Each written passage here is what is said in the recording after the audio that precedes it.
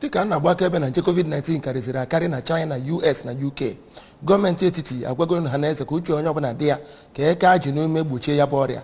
Ekwu ya jide wetara anyị akụkọ.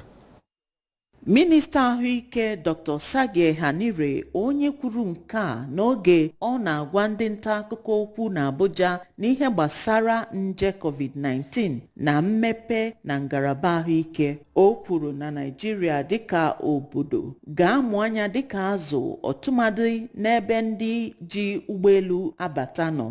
N'okwu nke ya ka onyeisi NCDC Dr. Ifedayo Adetifa sịrị na ụmụ nje dị iche iche nke COVID-19 eteela aka o ji agagharị n'ụwa mana Naịjirịa, nke mere na ụmụala kwesịrị ịja gọọmenti ike site n'ịgba ọgwụ mgbochi. Ọ dụrụ ndị na-agbabeghị ya bụ ọgwụ mgbochi ma ncha, ndị okenye na ndị na-arịa ọrịa mamịrị ka ha gaa n'ihu iyi ihe mkpuchi ihu na-akwa aka oge niile. Onyeisi National Primary Healthcare Development Agency Dr. Faisal Shuaib bụ Director ime atụmatụ nyocha na ọnụọgụgụ Dr. Garba Bulama nọchitere anya ya kwuru na ihe butere mmụbanye ya bụ nje n'ụwa bụ maka na ndị mmadụ adịghị agba ọgwụ mgbochi nke ikpeazụ. Site na Abuja, abụ m Princess Ekwi Ajide, akụkọ ụwa